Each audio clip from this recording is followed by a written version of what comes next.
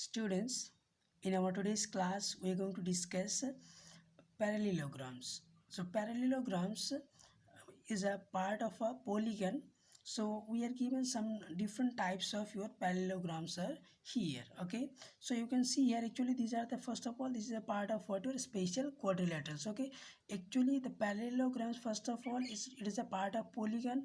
Okay, again, and then it is a part of quadrilateral, and after quadrilateral actually it is what your parallelograms. Okay, then you can see here, so the first is your parallelogram. Okay, so the definition is like this: a parallelogram is a quadrilateral with both pair of opposite sides are parallel. Okay, now see here, you can give your picture is given here. That's a, if I consider here as your a B C D as a your, first of all it is a quadrilateral. Okay, first of all A B C D is a quadrilateral. So in our last class we have discussed what exactly we mean by a quadrilateral. A quadrilateral is a four-sided bounded figure. Okay, you can see here A B B C C D and A D. We have how many sides are here? In total we have a four sides are here.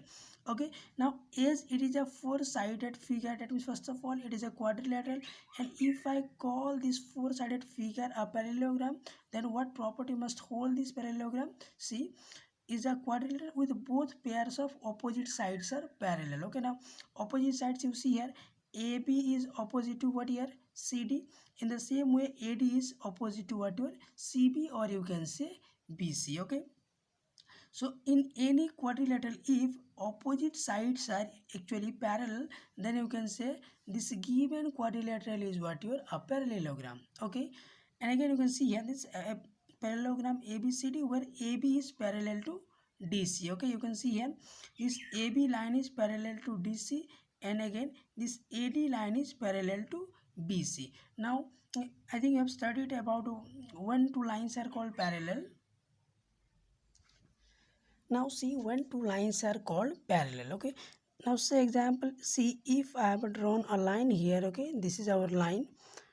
Okay, this is a line, and we have another line here, and this is also a line. Okay, now I have named this one as L and this one is what your M. Okay, now see, when these two lines are called parallel, okay, it's very simple. See here, now if I start increasing this line to your our right hand side, okay, and again to the your left hand side as well. Okay, you start increasing this M line also to the right hand side as well as to the left hand side. Now see here, if you start increasing this L line and as well as the M line at the same time, then you can see they will not intersect each other at any point. Okay, there is no possibility that this line L and M will intersect each other at any point. Okay, so in such case, see, these two lines will not intersect each other at any point, so we can say that L and M are parallel to each other. So and it is written as what your L is parallel to M. Okay,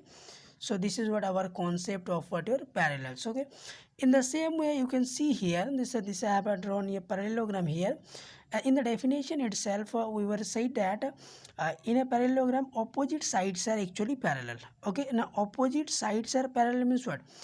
If you start your increasing this line this side, and actually first of all AB is a line segment. Okay, this is not a line, but if I start increasing this one this side as well, and this one also this side, this one, this is your left hand. Now see these two lines. Okay, this your this line and these lines will not intersect each other at any point. Okay, so that's why I can say that here your, now so that's why I can say that, and forget about this part. Now I can say this line segment your AB is parallel to your CD. Okay, now in the same way you can see for AD and BC also. Okay, now can I increase this one to the top side this way, and this one also this way, this one also this way, then also see this line. Okay, actually this line and this line also will not intersect each other at any point. Okay, so that's why AD is parallel to BC, and again AB is parallel to DC, and you can write here again your AD is parallel to your BC. So this is what our idea of your parallel lines. Okay, now So this is what about our your parallelograms. Okay, now again see these are the basics, and again more properties are there of your parallelograms. We'll discuss in our later part. So the next is your see this rectangle. Okay, rectangle is also a type of what your parallelogram. Okay, now you can see here a parallelogram in which all four angles are right angles is a rectangle. That means any four-sided figure, first of all, if it is a parallelogram, and in this parallelogram, if each angle is your 90 degree, okay, if each angle is your actually right angles, mean it should be 90 degree, okay, then you can see here the figure is here, okay. So first of all, you can ask me why this is a parallelogram, okay. The fundamentals we have discussed about the parallelogram is that in a parallelogram opposite sides are parallel to each other. So first of all, check whether this property holds in case of rectangle or not. See here, AB is parallel to CD and AD is parallel to your BC. That means it satisfies the properties of what your parallelogram, okay. Then we can say this is a parallelogram. Now we'll see, okay. See, the difference is that in parallelogram we are not discussing about the angles, but in rectangle we are discussing about the angles, okay. Now you can see here it is symbolized here. This means actually right angle, okay, which means angle A is your 90 degree. Here also angle B is your 90 degree, angle C is 90 degree, angle D is 90 degree. Then you can see here each angle is your right angle or 90 degree, okay, and opposite sides, okay, opposite sides are first of all parallel, and here this in rectangle opposite sides are actually parallel and equal, okay. In parallelogram also we'll get equal, but we'll discuss this part later on, okay. Then you can see here this is a rectangle, okay, very simple. You should remember that in a rectangle each angle measures how much? Each angle measures 90 degree, okay, clear. And again one more property is there, that your opposite sides are equal, okay, opposite sides are equal. That means length of AB is always equal to the length of CD. In the same way your length of AD is always equal to the length of BC. So that's why it is written here. You can see here AB equal to DC, that is your AB equal to DC. Again AD equal to BC, that is your AD equal to BC. Now each angle is your how much? 90 degree. So this is the property of what your a rectangle, okay. Then the next type of parallelogram we have here is that is your rhombus, okay, clear. See, there is a basic difference between all these figures, okay. The next is your what your rhombus, okay. See, the rhombus is also a type of parallelogram, okay. A parallelogram with all four sides are equal in equal is a rhombus. See here, that means this is also a four-sided figure. So first of all, what we have to check whether this is a parallelogram or not. So what we have studied about the properties of parallelogram, opposite side should be parallel, okay. See here AB is parallel to CD and here AD is parallel to BC. That means this is a parallelogram, okay, clear. Now when a parallelogram is called a rhombus, okay, all four sides are equal. That means see here, length of AB is always equal to BC, length of BC is always equal to CD, length of CD is always equal to AD. That means the length of all this or the measurement of all these four sides are equal. So now this particular parallelogram will be called what? Your rhombus, okay. But you don't get confused that in a rectangle all four angles are equal, okay, not all four sides, just opposite sides are equal here, and this side is equal to this side and this side is equal to this side, and but all four angles are equal here, okay. But here we are saying all four sides are equal, okay. That is your AB equal to BC and BC is equal to CD and CD is equal to DA, okay. Then we have a next type here, that is your square, okay. Now square is also a type of parallelogram. You can see here a parallelogram in which all four sides are equal and all four angles are right angle is a square, okay. That means just we have added one extra your property here, that is your in a square all four angles are what? Your right angles. That means that is your 90 degree, okay. In the same way, what is written here, a square is also a type of parallelogram. Now we need to check whether opposite sides are parallel or not. That's definitely from the picture itself you can see that these opposite sides are what are parallel to each other, okay, clear. Then you can see here what is written here, the all four sides are equal. Let me see, AB is equal to BC, BC is equal to CD, CD is equal to DA. Is it okay? So then you can see here, see all four sides are equal here, and then your each angle measures how much? Each angle measures your 90 degree. Okay, then you can see here the common properties between your square and a rectangle. Okay, the common property between a square and a rectangle, in a rectangle we got measurement of each angle is your 90 degree.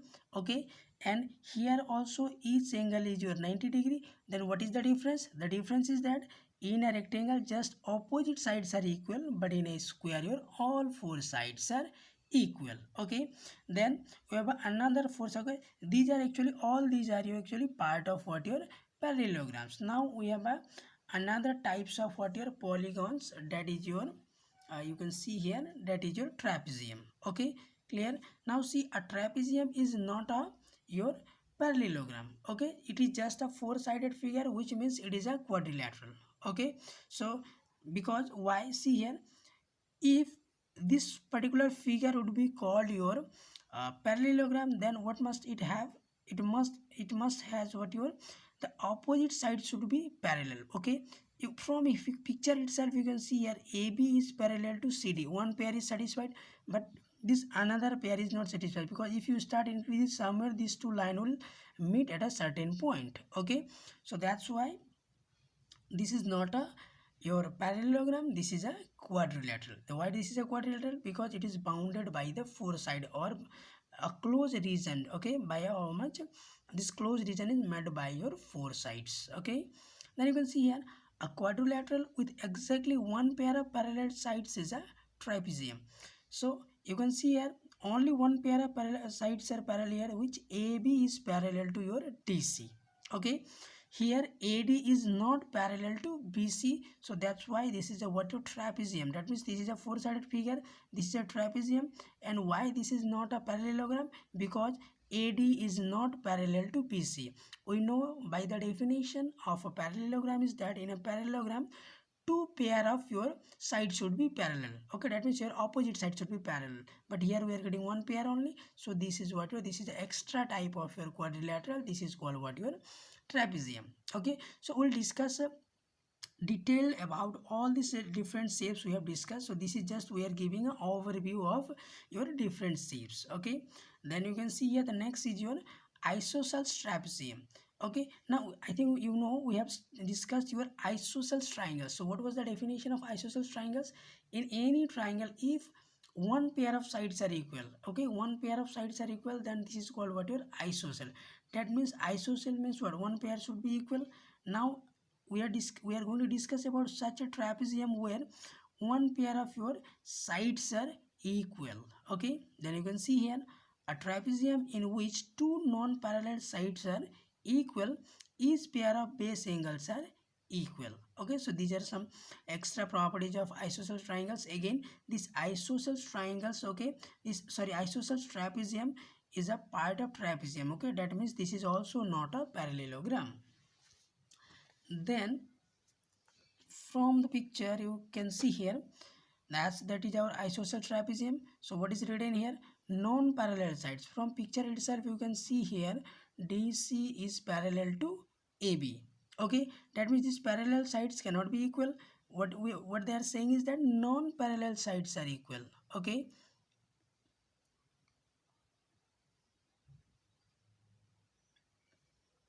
so isosceles trapezium or ABCD is isosceles trapezium, and AB is parallel to DC. Again, the extra properties here, AD is equal to your BC. Again, see here what is written, base angles are equal. That means see, for this your isosceles trapezium, AB is the base, so this angle is equal to this angle, so these two are called what, your base angles. Okay, again we have another type of quadrilateral, that is your kite. Okay, so the generally we have seen the kite, the shape in this shape of this quadrilateral is a kind of kite, so that's why it is named as what, your kite. Then see what are the properties of a kite. A quadrilateral in which the two pair of adjacent sides are equal is a kite. Okay, so in quadrilateral itself I have discussed on, I have explained there about the adjacent sides, adjacent angles. Okay, Then you can see here your A, B, C, D is a four-sided figure. The shape is like a kite, so it is named as a kite. Okay, now see adjacent means what? This side is adjacent to this side, so AB is equal to BC. Again, AD is adjacent to your DC, so these two are equal. Okay, that means just in a kite our adjacent sides are what your equal. Okay, but you can see here AB is not equal to CD. That means see AB is not equal to CD. That means these two are the opposite. Now opposite sides are not equal here. Okay, just adjacent sides are equal. Okay, and again we have another type that is named as your arrowhead. Why it is named as arrowhead? Because you can see the shape is like a arrow. Okay, the shape of this figure is like a arrow, so it is named as arrowhead. Actually, the shape of this your figure is head of the arrow. Okay, so head of the arrow, so that's why it is called what your arrowhead. Okay, then you can see here a kite which one reflex angle is called an arrowhead. Now here question, what is reflex angle? Okay, the reflex angle is that, okay, you can see here this is the figure, okay, where AB equal to BC. That means these two adjacent sides are what your, these two sides are equal. Again these two sides are equal. Angle ABC is called what your reflex angle. Okay, that means say example, if I have given a angle A, okay, and we are asked to find out the reflex angle, then you just do 360 minus angle A. Okay, so this will be what will reflex angle. Okay, whatever the angle you are given and you are asked to find out the reflex, you just subtract this angle from the 360 degree, it will give what your reflex angle. Then how in this picture you can see here, see this is a point. Okay, in a point, if I make a total round, it gives me how much? 360 degree. Okay, so from there if I subtract this top part, then this will, I'll get what your ABC, this angle, this will be called what your reflex angle. Okay, so again few things are here, you can see here, the chart is here. Okay, the first of all, the parent is your what? Quadrilateral. Okay, now what, now is the parent of your quadrilateral? The parent of quadrilateral is your polygon. Okay, here we are not going to discuss about the polygon, so here we'll consider quadrilateral is the what your parent. Now quadrilateral has, I would say, two sons. One is the parallelogram, another, sorry, three sons, and another one is the trapezium, and third one is your kite. Okay, again this parallelogram has its own family. In parallelogram also it has two parts, that is your rectangle and rhombus. Again rectangle has a one family member, that is your square.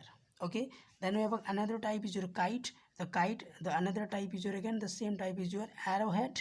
Here the trapezium, and that is your isosceles trapezium.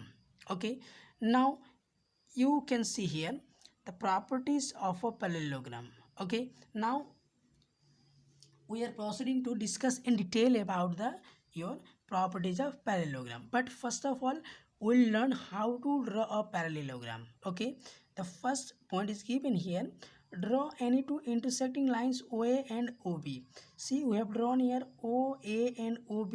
These two lines are intersecting at the point O. Okay, so we have drawn your two intersecting lines. These two A, the OA and OB are intersecting at the point your what? They are intersecting at the point your O. Okay, then the second thing we need to do is that draw a line through B parallel to OA.